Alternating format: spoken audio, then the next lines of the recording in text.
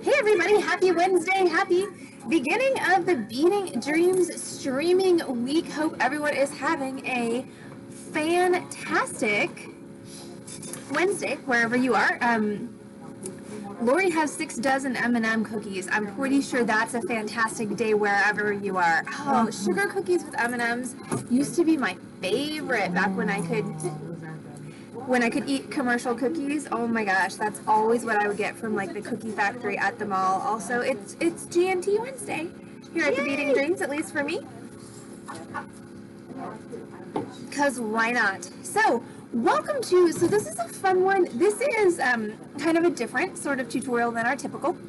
This is creating custom textures, and you know what I didn't do is grab my sample, so I'm going to run do that in a second, but creating textures for whatever you need textures for. Metal clay, polymer clay.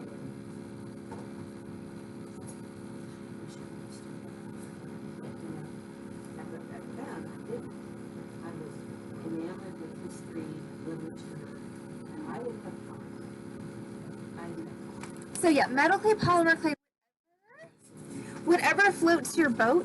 You know, sometimes it's nice. Hey, Amy Annaby, joining us from 10 whole feet away. Ooh. Yes, when we're on the Heather cam for the sale, Heather needs to tell everybody about the tragedy of her grocery order last night. It was sad.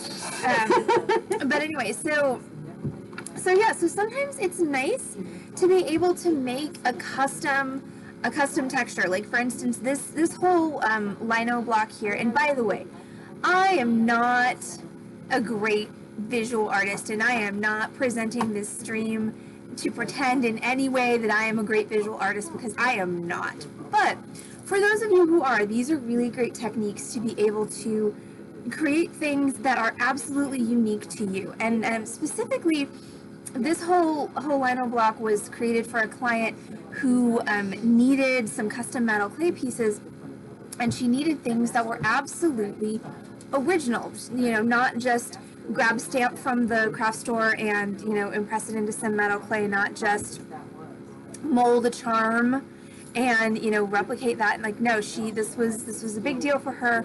It was a big, you know, presentation she had, and she needed something that was 100% original. And so that's why I made this. And we're here to learn to transfer our visual art to clays. That's good, not because nobody wants me to teach them the visual arts, because I suck at it. But yeah, so that's the whole lino block. My favorites are the celestial ones on this. I have to say the botanical ones I feel like are kind of crappy looking, but I love the sun. The stars. I love the sun and I love the stars. The stars are my favorite. And so these are a pair of earrings that I made with the star. Now that actually also gives you a really good kind of read on shrinkage, okay, because you can see the size of this, and this is what it looks like fired. So that's that 25% shrinkage that we talk about in bronze metal clay. But so if you're gonna make custom textures for your bronze clay, your polymer clay, you know, any kind of moldable medium in which you're working, there's a couple of different ways. Well, there's a lot of different ways to do it. I'm going to show you 4 tonight. So this is 4. So this one is a linoleum block, and these are just the little speedball ones that you can get at any old craft store. You can also get them on Amazon. I'm sure you can get them at art supplies.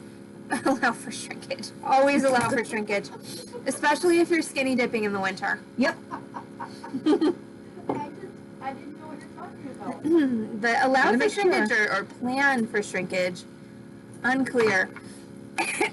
But anyway, so yeah. So you got your speedball linoleum blocks, and I am not going to use the whole thing. So you can get a fair amount of textures out of one block. If you don't have a lino block handy, sorry, the warm thing needs to go away. If you don't have a lino block handy, you can totally cheat and you can carve an eraser. So we're going to work on that.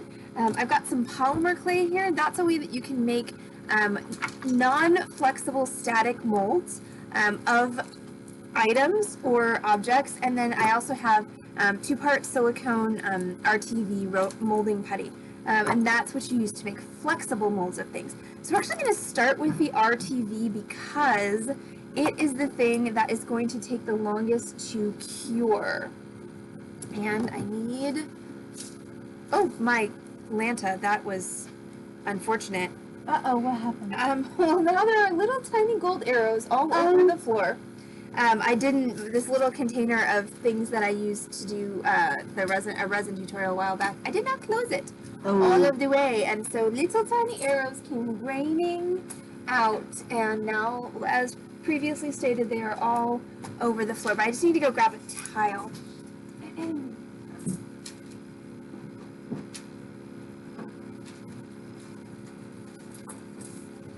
Seriously, when I redid the bathroom in my condo, I had no idea there would be so many uses for the leftover subway tiles. We have loved the tiles. Yes, and I still have, I'm pretty sure there are still tiles in my garage that I've now moved twice just because they're so stinking useful. Yeah. Hi, Corvus! Yay! Okay, so what we're doing is I'm talking about ways that you can create textures and molds that you can then use to make clay magic.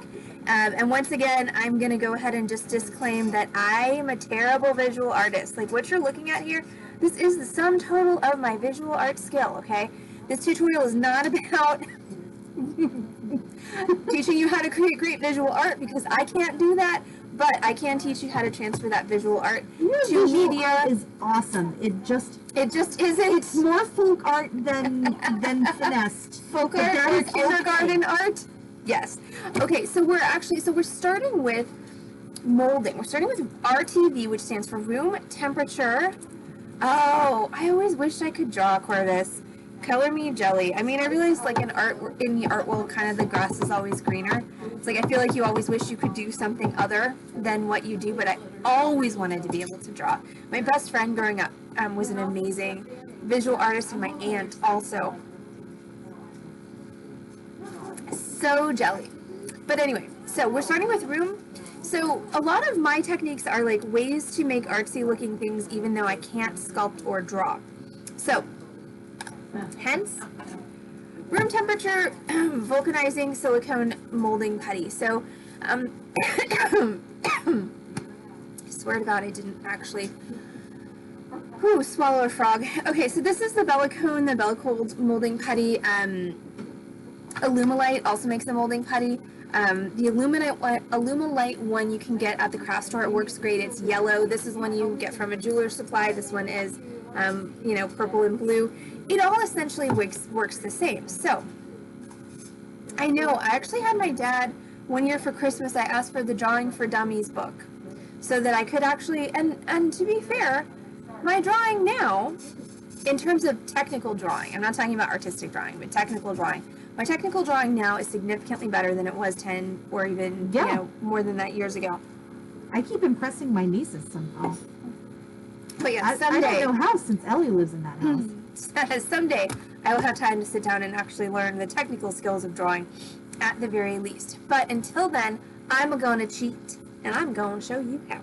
So, RTV stands for room temperature vulcanization. So basically what that means is this is going to start out as a kind of Play-Doh-like, silly putty-like texture in two parts. Okay, so it's squishy and it's squidgy, just like this. And you've got two parts that are equally squishy and squidgy. And just like if you were doing an epoxy resin cast, when we mix these two squishy, squidgy parts together, they are going to have a chemical reaction. Thanks, Corvus. Yes. I'd appreciate that, because I would hate for your professors to know that I was cheating on the drawing portion. Like, it's not obvious by my, drawing. Okay. You use me. Okay, so what I need in order, this sounds tonight's going to be interesting. I can already tell. She said it. I'm just wanting some. This stuff smells like crayons. So you need equal parts of both. So whenever you've got something that is, going to create a chemical reaction, of course, measuring is important. So I want equal sized balls of both components. And do you just need like some stress release, Amy, or do you want to mold something? Oh, both. Okay, well, you're welcome. Take care of one. All right, you're welcome to use, if you want to come over here and you're welcome to use what's left in these jars to do whatever you want with. Okay. So, I need to order more because I need to mold things. yeah, we do need to order more because this is also like old AF and Okay, I'm putting it in the cart. may or may not actually work. So, the reason that these are different colors is so you can tell when you've completely mixed them. So, you're just going to take your two equal sized amounts and you're going to squish them together. But you only have 5 minutes from when you squish them together to when they harden. So, you need to have whatever you're going to mold handy before you put them together. Did you put oil in here? No. Oh, it's like that. It's like that. But before you mix them together, you gotta have what. Everything ready? Yeah. Okay. Also, your eyebrows look really good. Oh, thanks. It's not a live class, Corvus. It's just Amy. So it's a somewhat live studio audience in the form of Amy. She is definitely alive. She is definitely alive. She is live and in person. But yeah, we actually, because of Delta and all the cray-cray that's going on, we have decided to push back our return to in-person learning until October or November. So we won't be offering any in-person group classes until then. Okay, so once you've got this completely mixed, you're going to take whatever you want to mold, which is in this case going to be this little Hamsa bead. And I'm going to take, this is really old, Amy. This may not work because this is like already vulcanizing. And we're going to just form this over. You want mine? I might need it because yeah, this Yeah. is There you sorry. go. Okay, I so squished it. all right, so I'm sorry, we deprived Amy of her squidging, but so this is We'll really have more squidging next week. yeah. So this is old. This molding putty is pre-COVID, just because of the fact that we haven't been teaching classes. So I mixed it too much. So I'm gonna try and mix it. This is probably good. Okay. I'm gonna mix it real fast, and then I'm gonna mold it. Because what happened is it just vulcanized all like up in my hands, which is not what we want.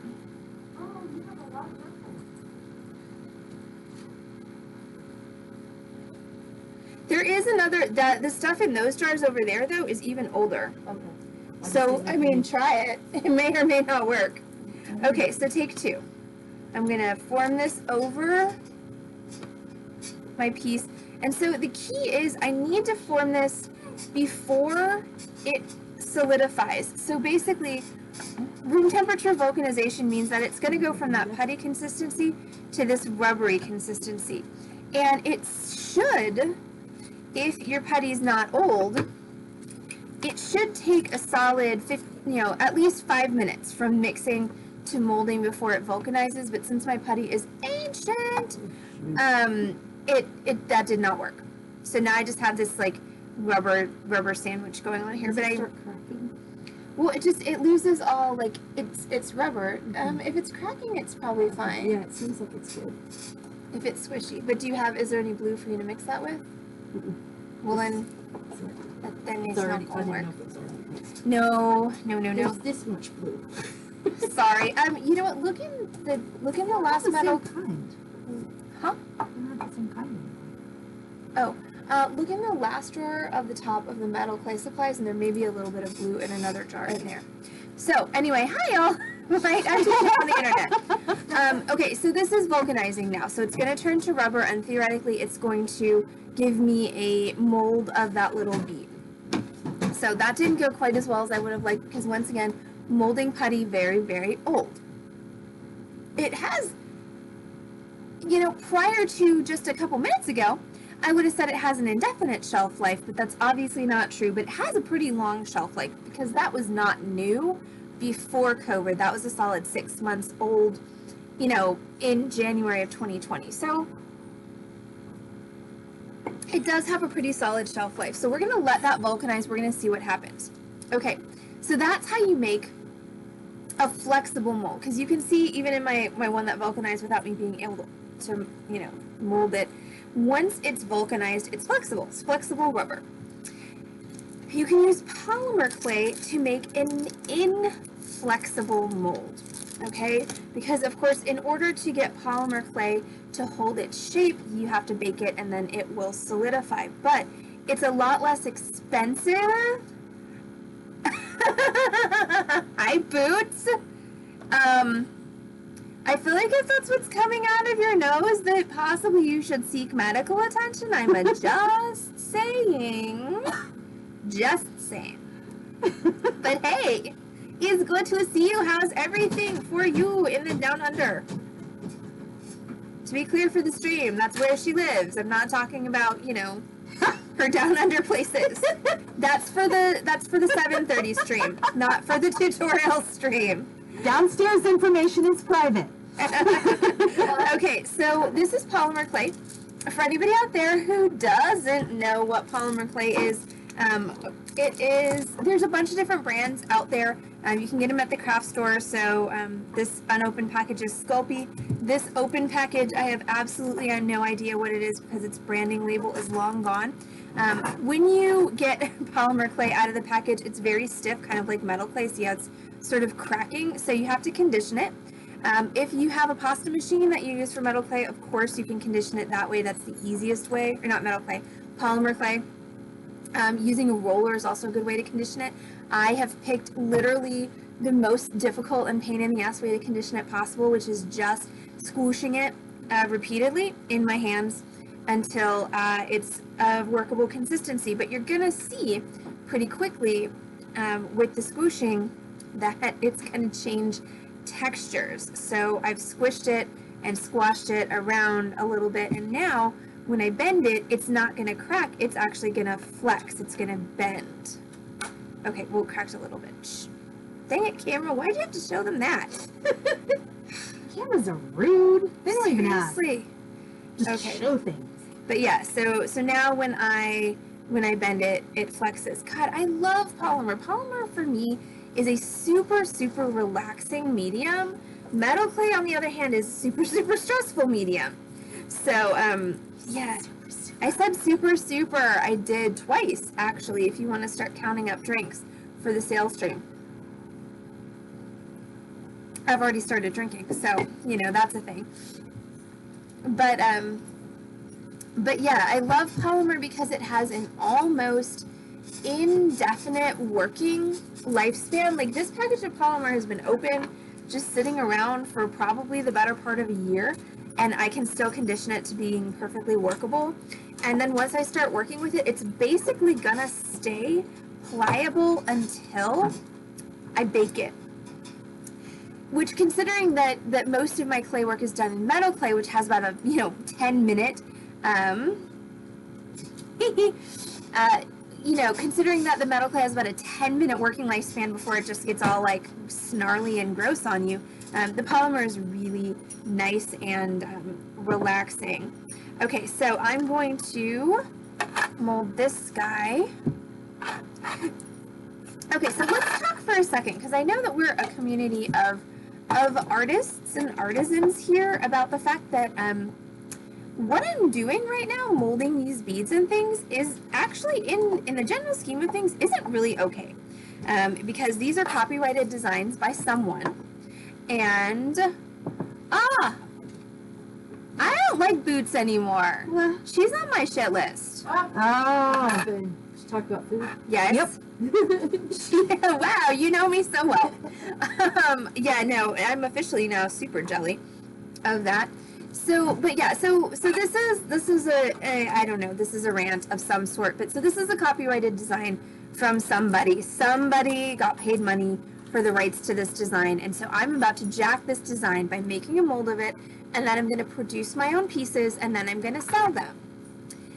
And that's really not okay. Now, this is a vintage piece that I got from Michaels, so, this is splitting hairs, but I always feel, slightly less guilty about stealing designs from Michaels and from other places. Of course, I'm sure that the actual designer of this probably didn't get paid very much for it.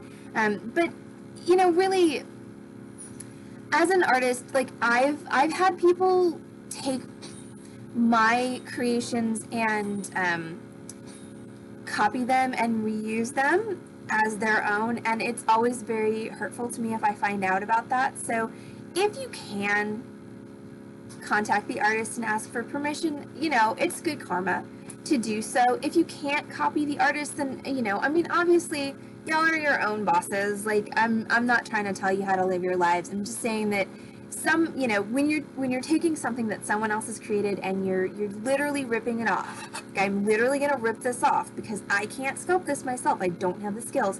You know, just have a thought as to what that means. And that was, I don't even know what kind of rant that was, but whatever kind of rant it is, it's over now. Be So kind to artists. Period. It was a true rant. be kind to artists. Karma is a thing. It was a true rant. It wasn't even an informational rant. It was just a rant. Yeah. It's true. This is the problem with giving me a platform. Is that I use it. A camera and a microphone. Exactly. No turntables though. She's got two cameras. I've and got a two microphone. cameras. Actually, I've got 3 cameras Ooh. and a that's microphone, right. but no turntables. Okay, so I'm going to take my conditioned polymer clay. I've just smooshed it into a disc, and I'm going to take it and I'm going to put it over my piece that I'm trying to mold. And I'm going to, so here's the thing when you're molding things, whether it is with, I'm not looking at Lisa's comments anymore. So here's the thing when you're molding something with either the RTV putty or the polymer clay is pressure is important. Okay, you've got to press hard on this or you're not going to get a good mold. Now what I should have done is of course pressed hard on a non-stick surface, but that's okay. We're going to just see if we can pop this off of this surface. Okay, so there is my piece in my polymer clay. So here's the thing about molding with polymer clay that's different than molding with the RTV, which is still, I think, are you doing your thing? RTV is still doing its thing. It takes about 15 minutes. So the polymer clay remains soft. So you got to be really careful when you're peeling this off that it doesn't. We've driven, and by we I mean Boots has driven Lori to more cookies. Uh-oh. So I need to be real careful when I'm pulling this off that I don't, and I'm sorry, I can't do it under the camera. I didn't give myself enough space. That I don't distort this. But what I have now is I have a replica of this piece in my polymer clay, which of course I picked white polymer clay because I'm not smart, even though I know that this camera does not really like white things. But there you go. That's my replica of my piece that I molded in polymer clay. So this still has no structural integrity. Like, it's soft, okay? If I literally folded it like a taco and squished it together, I could turn it just back into a piece of conditioned polymer clay. So in order to keep this mold, in order to make this mold permanent, I have to bake it. So I would bake it using the baking instructions for my polymer clay. For this particular one, it's 275 basically for 30 minutes. If you spray water on your base piece, it will come off easily. Boots is not wrong. If you put oil on your base piece also, or silicone mold release, it will also come off more easily. Did I remember to do any of those things? Of course I didn't, because, you know, it's Wednesday, which is now my Monday of streaming, and so this is where the this is where all the Monday mistakes happen. That's my story, and I'm sticking to it. But so now I can bake this, and I can have a mold. But that mold, once I bake it, it's not going to be flexible. Like, this is a piece of polymer clay that has been baked, all right, and it's not flexible. It's hard. So you just need to know when you're using this to cast things in, that this mold is not going to be flexible. When you have the RTV molds, which is why they're extra cool, they are flexible. So I've got my little bead in here. I can just pop that out of my RTV, and I have a replica of that bead on the inside of my RTV. So then if I'm doing, I'm sorry, I just need to poke this to see if it's vulcanized on the inside, because sometimes it doesn't. Not quite. How long does it take? 15? 15. So what I can do is I can put my polymer clay in there, I can put my metal clay in there, I can put resin in there, and it's a lot easier to demold it because it's flexible, so you can literally just pop that out. So that was polymer clay and RTV. Now let's talk about carving things. So this is a linoleum cutter, and you can get these. They're fairly inexpensive, and they come with all kinds of different little tips. Pretty much this is the one that I use all the time. I keep these in the handle so that I don't lose them, and I never use them. So, tricks for those who can't draw if you want to carve yourself a texture on a linoleum block. First of all, get the linoleum block out of the packaging. But you can actually draw on this. I'm sorry, I feel like... Okay. You can actually draw on this. And so I'm going to do a fun, or I'm going to attempt to do a fun thing using just some circles. Because once again, girl who can't draw, trying to... But I'm going to show you one of my favorite techniques for carving, and this I use this on carving metal clay as well. And I don't know that I necessarily made this up, though I feel like I did. But alright, let's see. I want to do... And your pencil lines aren't actually gonna, you know, become, like, they won't show, so you can mess with them however you want, but I'm not gonna use that one. Okay, so we're gonna use this circle, and it's, and then we're gonna use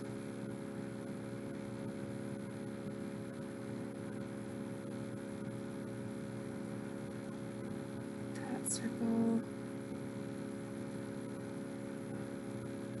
Okay, so one of the cool carving things that I like to do is draw a spiral. And yes, I will usually freehand this. And then you can take your Rhino cutter. So your cutter, what it does is it will just, let's do this, it'll just gouge a little piece out of your linoleum. So see how it made a little gouge there? And so what I'm going to do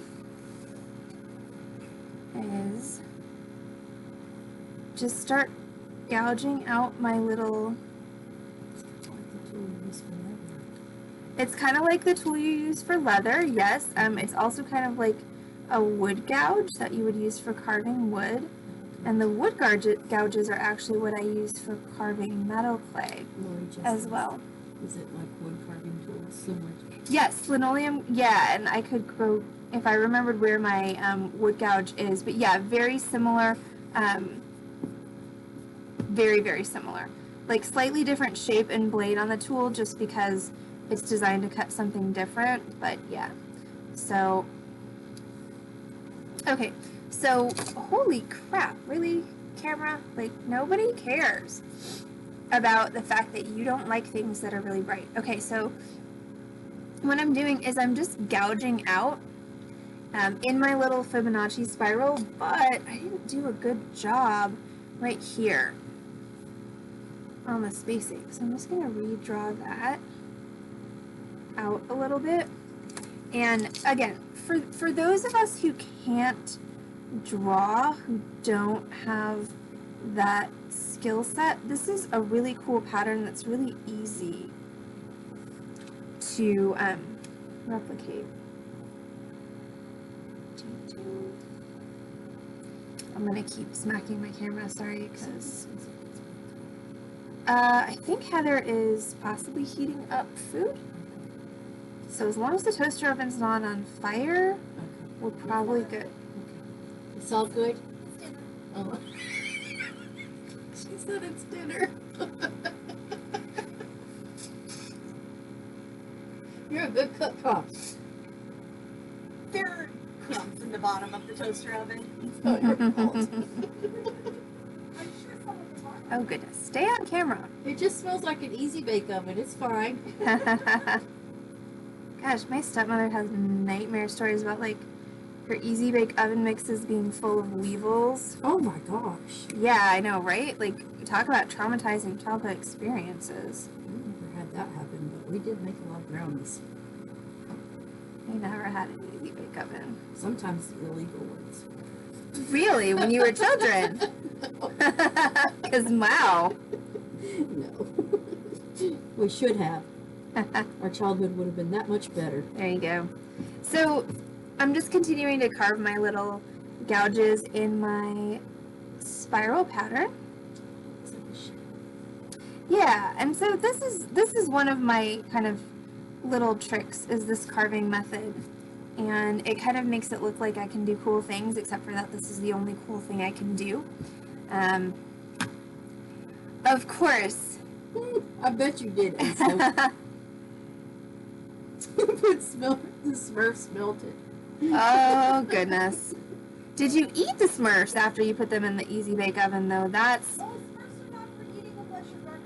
Yeah, Gargamel's the only ones that Well, tell that to Aso, who put Smurfs in his cousin's Easy Bake Oven. That's not nice, but you know, so disappointed. Cousin was so pissed. Yeah. Were they the cousin Smurfs as well that you melted? Like, That was really was bad. it BYO Smurfs? Just curious. Okay, so I'm going to play with some different textures on all of these circles here. But I'm going to keep going with my little spiral. So I've decided I wanted to underneath these 3 circles, so that means I'm going to continue out here. And this is another one of those tricks for those of us who can't draw, is layering things up, which you don't have to draw to be able to do that. You just have to have a decent kind of concept of spatial relations.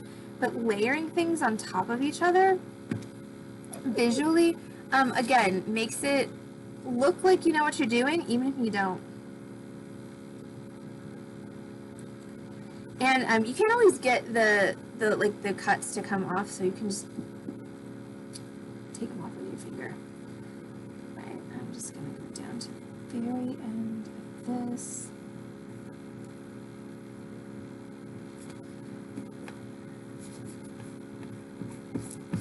Okay, so that's my little nautilus. Now I'm gonna do, let's see, on this one I think I'm just gonna do a basic kind of cross-hatching pattern like I did in the center of my little sort of Zia Sun-esque thing here. So is this one going over? This one's going over everything. Okay, cool. So I'm gonna put this on camera like a person who's actually teaching on the internet. Wow. Oh, that's no good. So to do the crosshatch, I'm just gonna go one way. And I always find it easier to start from the center and work outward, but you don't have to. You do not have to be like me. In fact, please don't try to be like me, because sometimes bad things happen.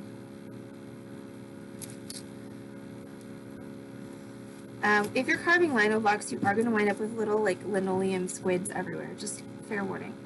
And then we're going to go across the other way.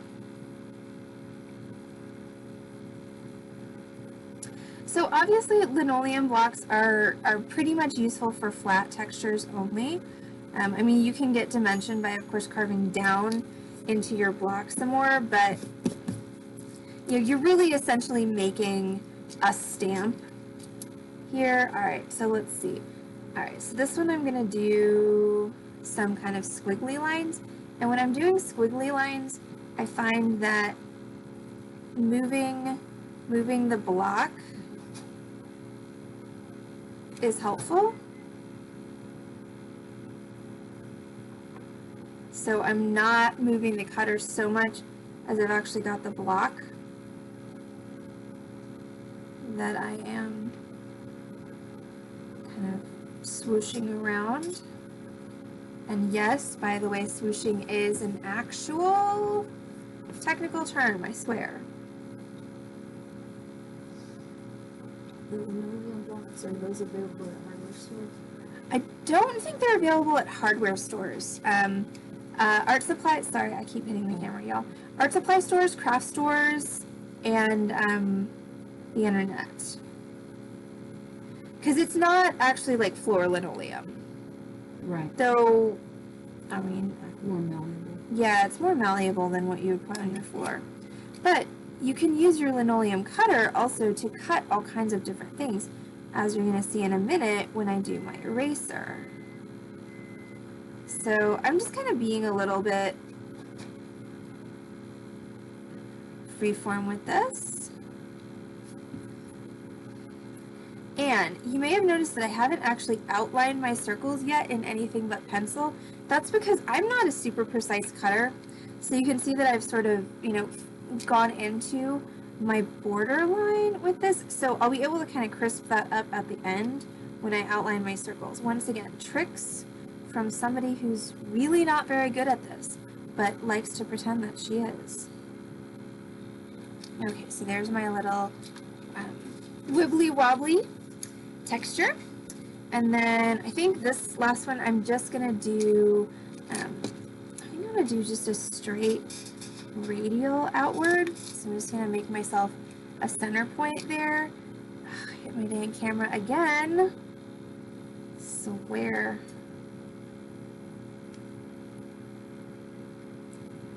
I should move my camera to the other side, but then I wouldn't be able to get in and out of my streaming area.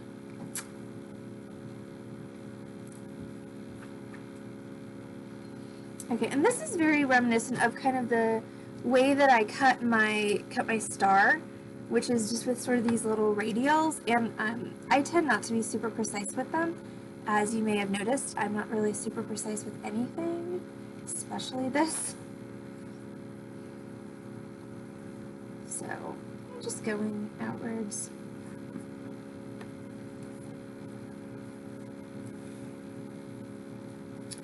I really am trying to keep it on camera, I swear. Just like trying to carve it and keep it on camera and not bash my camera every 5 seconds. Which I'm also doing terrible at. See, this would work so much better if I was left-handed.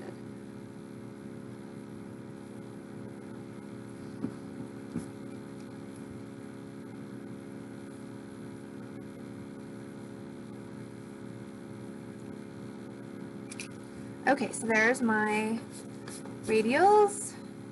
Alright, so that's my little pattern, and so now I'm going to attempt to outline my circles with my linoleum cutter without messing anything up. Everybody hold your breath. This is another one of those where moving the block is helpful. So I'm just trying to carve away essentially my pencil line that makes my circle and replace it with a cut line.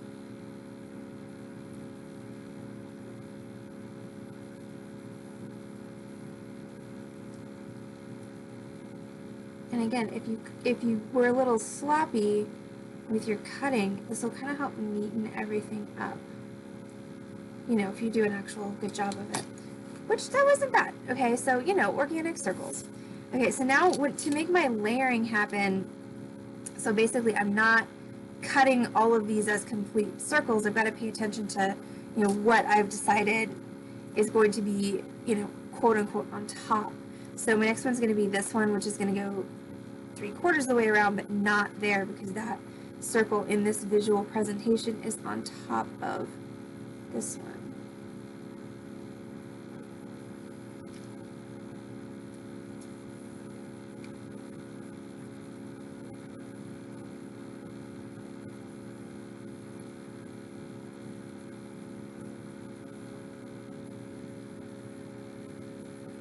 Especially with the angle of my camera here, moving the block is really helpful for this one.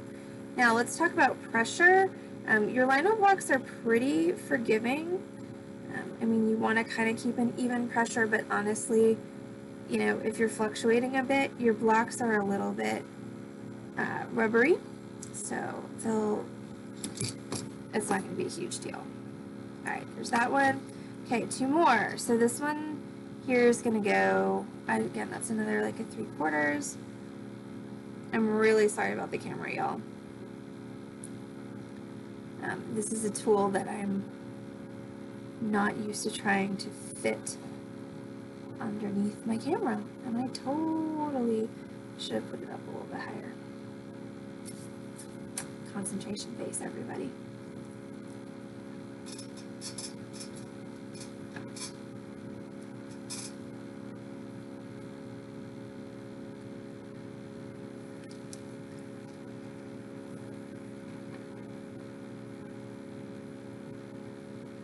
Alright, so there's my 3rd circle, and then here is my last one, which was my kind of nautilus shell one.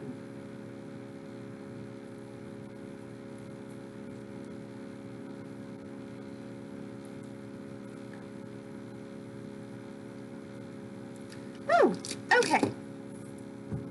So there we go. So now I've cut everything. So now we get to, yes, and you know, there are Lazy Susans that are used for soldering. I could get one. I need a little one. Because I get, yeah, I need a baby one, especially like with the whole streaming setup, because I need something bitty small that'll go on my boxes. So what I'm going to do now is I'm just going to condition some polymer clay so I can get a read of my texture, so I can basically see what I just did. Because I mean, obviously I can see what I did. Like you know, I need 1 turntable and a microphone. 2 turntables and a microphone. Yep. So I can see what I just did. Obviously, like it's right there. But sometimes it's nice to actually see what those textures do, because then if you need to, you can go back in and you could cut your circles deeper. You could cut those things deeper. You could change them. Honestly, if I wanted to completely change this texture, I could basically texture over it by digging down deeper. But just remember, you know, that's going to give you a higher relief. It's going to give you a thicker final product. Okay, so I have my conditions, mostly polymer clay. I'm just going to squeeze it a little bit more. All right, and then after this, we're going to give you the life hack of how to do this on an eraser, and then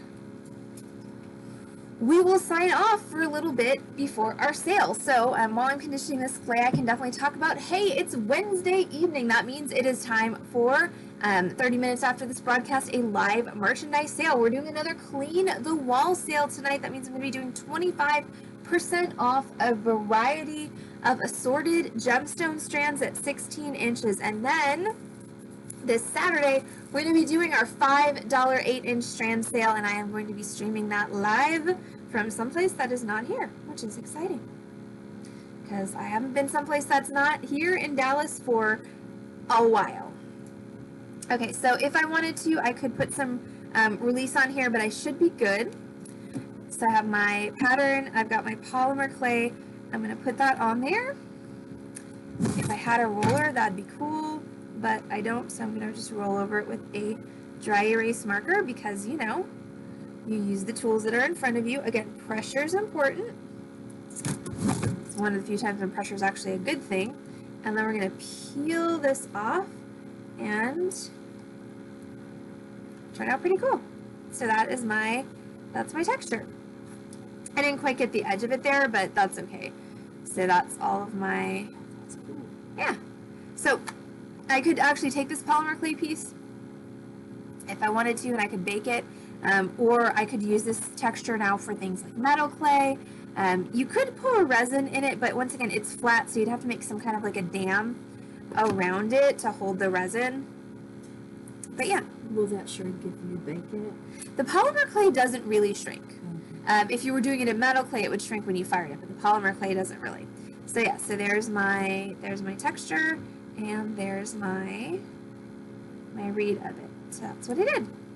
So if you don't have a lino block handy, and you absolutely positively must do something right now, use old Legos to go around it, right? And you happen to have an eraser, you can totally cheat a lino carved texture on an eraser. So I'm just going to do a really, really simple one for y'all. make an oval. I'm going to find about the middle, and I'm just going to do that same radial texture. So this literally carves just like your linoleum block. So any rubber eraser will work for this. So you can use the pink ones, you can use the ones that are more kind of whitish. Like, it doesn't matter, it just has to be rubber.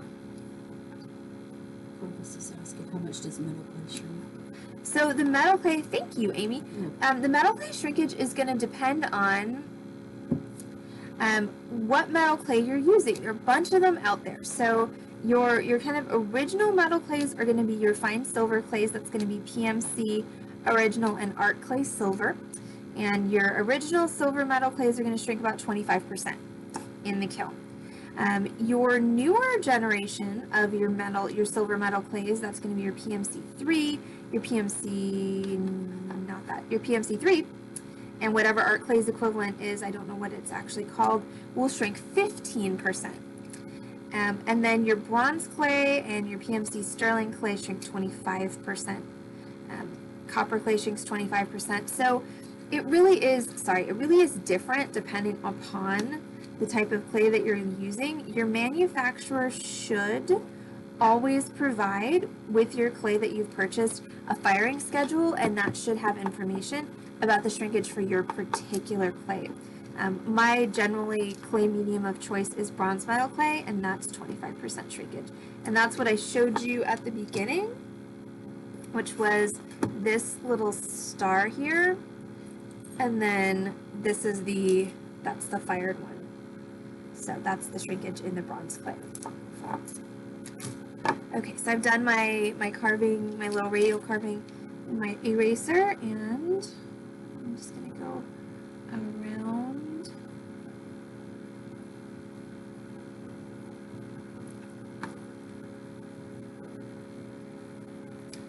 I do find that the eraser is a little less forgiving as far as if you've got uneven pressure, it's going to give you a little bit more of a wobbly line. So you have less leeway on an eraser than you do on the lino block. But hey, you know what? It still works. Alright, so that is definitely organic, like for real, but we're going to go ahead and take our polymer clay, and we're going to do a read of that.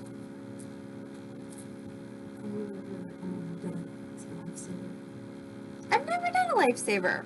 Should. That'd be fun. Alright, so I'm going to take my polymer clay, and I'm just going to press it onto a texture that I just made.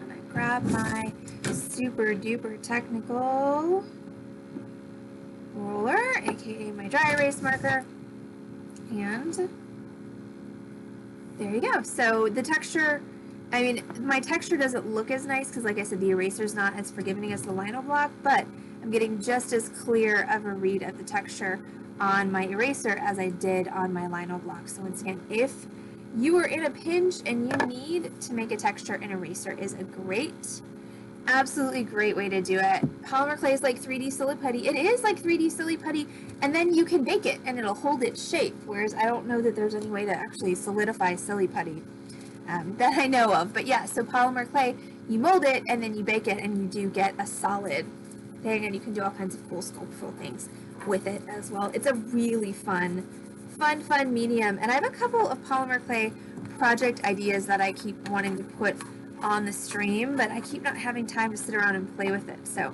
look for more polymer clay project ideas on stream sometime soon. But for now, that's our project. That's our stream for tonight, our tutorial stream. So we did 4 different ways of making molds and textures that you can use for polymer clay, metal clay, resin, or whatever you want. We did RTV silicone molding putty. That was a middling success. That's only because my material was old. Okay, so don't let that turn you off of RTV molding putty. I promise it's an awesome and really fun material.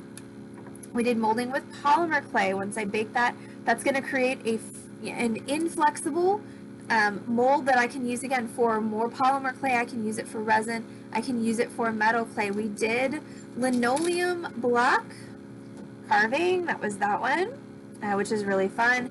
And then we did cheater linoleum block carving on an eraser. So thank you all so much for hanging out with us for our Wednesday evening tutorial stream. For anybody out there who doesn't know me, I'm Allison from Beading Dreams in Dallas, Texas. We are an actual brick and mortar retail bead store. We're here on Lovers Lane in Dallas, and we are here to feed your need to bead 6 days a week. We're here Monday through Saturday from 1 p.m. until 6 p.m. If you're not local in Dallas, you can find us on this channel, twitch.tv/Beading Dream, 5 times a week with complimentary tutorials. We do stream Wednesday through Saturday at 6 p.m. Central Time, with an additional stream Thursdays at noon, and live merchandise sales every Wednesday and Saturday at 7:30 p.m. That means that it is time to go get ready for the live merchandise sales. So in just 30 minutes or so, we will be back on this channel, twitch.tv/Beading Dream, with our Clean the Wall sale. That means I'm going to have, woo, well, those are apparently permanently attached, 16-inch gemstone strands and all kinds of cool stones, all on sale for 25% off, because we need to make room for some of that new merchandise that we've been getting in. So if you're going to join us for the sale, I'm looking forward to seeing you guys there. Don't forget to pour yourselves a cocktail, get yourself a snack. If you're feeling snacky, get comfy, get cozy, and prepare to enjoy some retail bead therapy right from the comfort of your living room, office, or wherever you happen to be watching the Beading Dreams stream. If you're not going to join us for the live sale, thanks for hanging out for the tutorial. And don't forget, we'll be back on this channel, twitch.tv/Beading Dream, tomorrow at noon with our lunchtime tutorial. That's going to be this one. It's our pearls and suede lariat. We're going to be using large hole pearls and some suede to make a really fun lariat necklace. That's our lunchtime stream tomorrow. And if you can't make it at lunch tomorrow, don't forget, we'll be back tomorrow evening at 6 with Torch Thursday. But of course, we are going to be starting our live merchandise sale in just 30 minutes. So I'm going to go get ready for that, and we will see you all back on this channel, twitch.tv/Beading Dream, in just a few.